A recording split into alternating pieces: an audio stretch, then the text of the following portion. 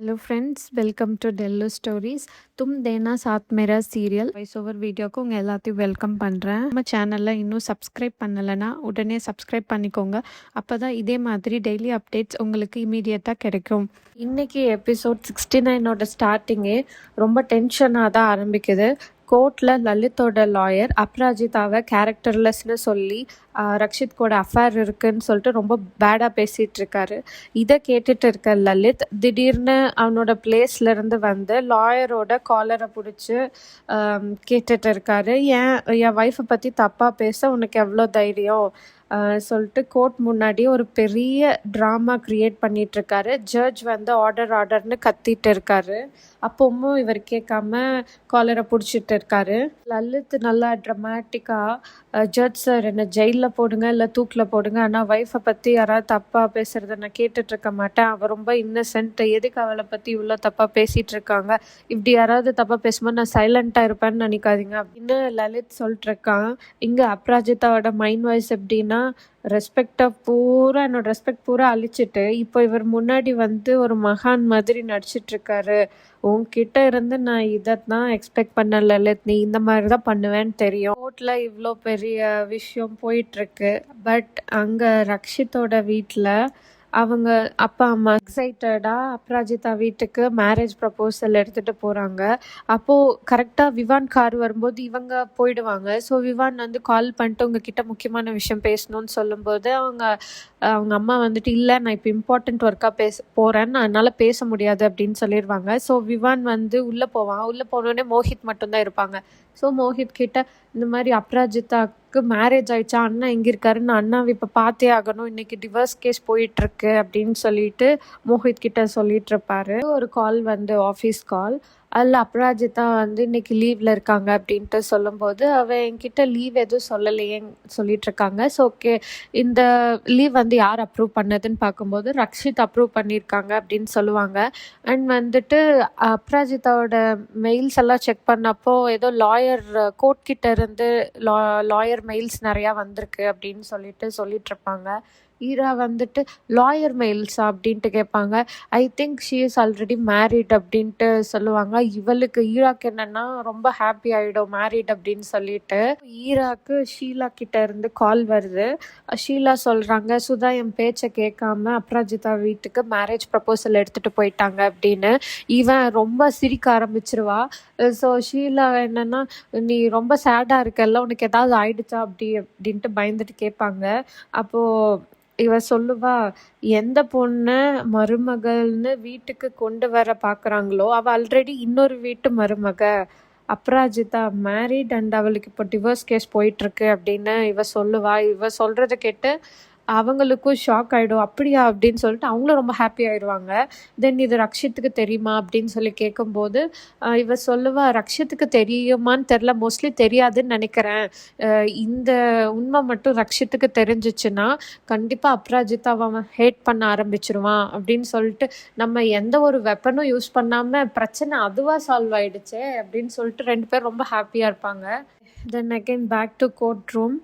இங்கே என்னென்னா, அப்ராஜிதாவோட லாயர் மித்தாலி சொல்கிறாங்க, லலித் இந்த 4 இயர்ஸாக அப்ராஜிதாவை நல்லா எவாலுவேட் பண்ணி பயமுறுத்தி வச்சுருக்கான், இவன் ரியல் அப்யூசர் அப்படின்னு சொல்லிட்டு. லலித்தோட லாயர் வந்து ஸ்மார்ட்டாக பேச ஆரம்பிக்கிறாரு.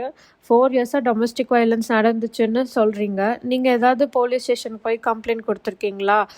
நீங்கள் படித்த பொண்ணு தானே, கம்ப்ளைண்ட் கொடுத்துருப்பீங்களே. சரி ஓகே விடுங்க, கம்ப்ளைண்ட் கொடுக்கல, ஏதாவது மெடிக்கல் ரிப்போர்ட்ஸ் இருக்கா? ஃபிசிக்கல் அப்யூஸ்னு சொல்கிறீங்க, அப்போ நீங்கள் ஹாஸ்பிட்டல் போயிருப்பீங்கள்ல, ஏதாவது பில்ஸ் ஆர் ரிப்போர்ட்ஸ் ஏதாவது வச்சுருக்கீங்களா?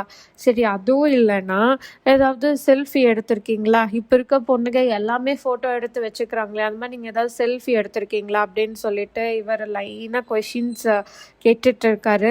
இவர் பேசினதுக்கு மித்தாலிஜி வந்து ரிப்ளை பேக் பண்ணுறாங்க, ஒரு பொண்ணு மேலே அடிபட்டப்போ அவள் உட்காந்து செல்ஃபி எல்லாம் எடுத்துகிட்டு இருக்க மாட்டா, அந்த பொண்ணு அந்த அடினால அவள் ரொம்ப சைலண்ட் ஆயிடுவா, அவளுக்கு ப்ரூஃப் கலெக்ட் பண்ணணும்னு தோணல, ஏன்னா அவள் இந்த ரிலேஷன்ஷிப்ல இருந்து ஃப்ரீ ஆகணும்னு மட்டும்தான் நினச்சா அப்படின்னு சொல்லிட்டு மித்தாலி சொல்லுவாங்க. இப்போது லலித் லாயர் வந்து சரி ஓகே நான் ஒன்று கேட்குறேன் அப்படின்னு சொல்லிட்டு உங்களுக்கு வந்து 4 இயர்ஸாக இந்த ரிலேஷன்ஷிப்லேருந்து வெளில வரணும்னு ட்ரை பண்ணியிருக்கீங்க. ஸோ டிவோர்ஸ் கேஸ் அப்ளை பண்ணியிருக்கீங்க. உங்களுக்கு இது கஷ்டமாக இருந்துச்சா அப்படின்னு கேட்கும்போது அப்ராஜிதாவும் ஆமாம் கஷ்டமாக தான் இருந்துச்சு அப்படின்னு சொல்கிறாங்க. ஓகே, அப்புறம் எப்படி டிவோர்ஸ் நோட்டீஸ் கொடுத்த அந்த நைட்டே கரெக்டாக 12 பாஸ் ரக்ஷித் வீட்டுக்கு அவரோட பர்த்டே செலிப்ரேட் பண்ண போனீங்க. இதுக்கு என்ன பதில்? அஜிதா சொல்கிறா, நான் இந்த நைட் ஆஃபீஸ்க்கு தான் போனேன். ஏன்னா எனக்கு தெரியும் அவர் ஆஃபீஸில் தான் வெயிட் பண்ணிகிட்ருக்காரு அப்படின்னு சொல்லிட்டு உண்மையை சொல்லிடுறா. ஆக்சுவலி இதுதானே அந்த லாயருக்கும் வேணும். இப்போ லாயர் சொல்கிறாரு, எல்லாருமே பாஸ்க்காக வெயிட் பண்ணுவாங்க. ஆனால் எங்கள் பாஸ் எம்ப்ளாயிக்காக யாரும் இல்லாத ஆஃபீஸில் வெயிட் பண்ணிகிட்ருக்காரு. ஸோ இவங்க 2 பேரும் பர்த்டே செலிப்ரேட் பண்ணியிருக்காங்க யார்கிட்டேயும் சொல்லாமல் அப்படின்னு சொல்லிட்டு அவளோட கேரக்டரை அசாசினேட் பண்ணுவார் அந்த லாயர். கேஸில் ரக்ஷித் யோசிச்சுட்டு இருப்பாரு, ஏன் அப்ராஜிதாவுக்கு இன்னும் கேஸ் முடியலையா, என்ன பண்ணுறான்னு தெரியலையே, அவளுக்கு பேனிக் அட்டாக் எதுவும் வந்திருக்க கூடாது, சரி கால் பண்ணி பார்ப்போன்ட்டு அவரு கால் பண்ணுவான். அப்ராஜிதாவோட ஃபோன் கோர்ட்டில் ரிங் ஆகுது அண்ட் ரக்ஷித் கிட்டேருந்து கால் வருதுங்கிறது லலித்தோட லாயர் பார்த்துடுறாரு. ஸோ அதை வச்சு அகெயின் சீன் கிரியேட் பண்ண ஆரம்பிச்சிடுறாரு. தென் இவர் சொல்கிறாரு, ரக்ஷித் பாரத்வாஜ்க்கு 100 ஆயுசு. இப்போ தான் நம்ம அவரை பற்றி பேசிகிட்டு இருந்தோம், அவர்கிட்ட இருந்து அப்புக்கு கால் வந்திருக்கு அப்படின்னு சொல்லிட்டு லாயர் சொல்கிறாரு. உங்களை பார்க்க கோர்ட் வரைக்கும் வந்திருந்தாருல்ல அப்படின்னு சொல்லிட்டு லைன் பை லைன் பாயிண்ட் சொல்லிட்டு இருந்தாரா. தென் அப்ராஜிதா வந்து சொல்லிடுவா, அவர் என்னோட ஃப்ரெண்ட். ஸோ எனக்கு இப்போ கஷ்டம் இருக்கும்போது அவர் வந்து பார்க்க வந்திருக்காரு, இதில் என்ன தப்புங்கிற மாதிரி. இது எல்லா பிரச்சனையும் பார்த்துட்டு ஜட்ஜ் வந்து ஃபைனல் ஜட்ஜ்மெண்ட் தராரு.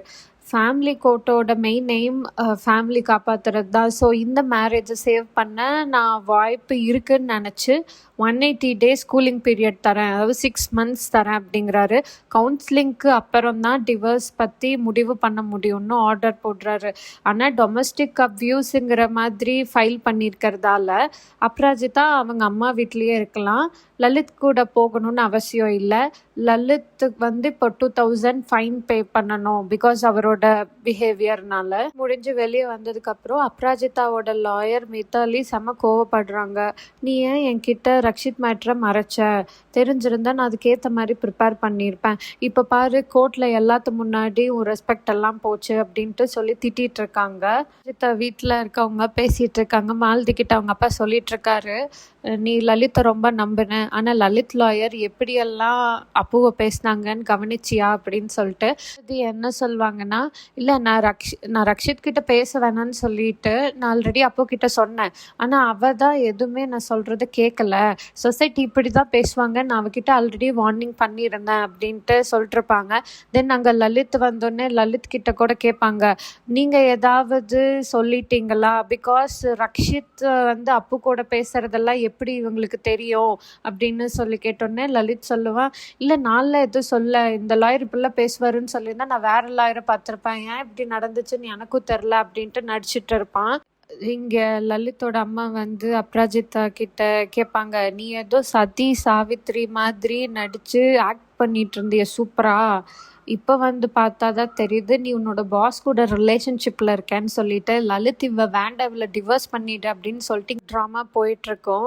தென் லலித் அதுக்கு ஒரு ரிப்ளை கொடுப்பாரு, இல்லை நான் யார் சொல்கிறதையும் நம்ப மாட்டேன், என்னோட ஒய்ஃப் வந்து சீதா தேவி மாதிரி அவ்வளோ பியோர் அப்படின்னு சொல்லிட்டு இவன் ரொம்ப ட்ராமா பண்ணிகிட்ருப்பான். அஜிதாக்கு இதெல்லாம் பார்த்து செம்ம டென்ஷன் ஆகி பலார்னு ஒரு அறை கொடுப்பா. இந்த எபிசோட் வந்து ஒரு நல்ல ஸ்லாப்பில் முடியும். அதான் ஃப்ரெண்ட்ஸ், ஃபைனலி கோர்ட் சீன்ஸ் எல்லாமே முடிஞ்சிருச்சு. ஸ்டோரி நெக்ஸ்ட் என்னென்ன நடக்க போகுதுன்னு சொல்லிட்டு பார்க்கணுன்னா மறக்காமல் சேனலை சப்ஸ்கிரைப் பண்ணுங்கள். கீழே கமெண்ட் பாக்ஸில் உங்கள் கமெண்ட்ஸ் எல்லாம் சொல்லுங்கள். நாளைக்கு பார்க்கலாம். பாய்.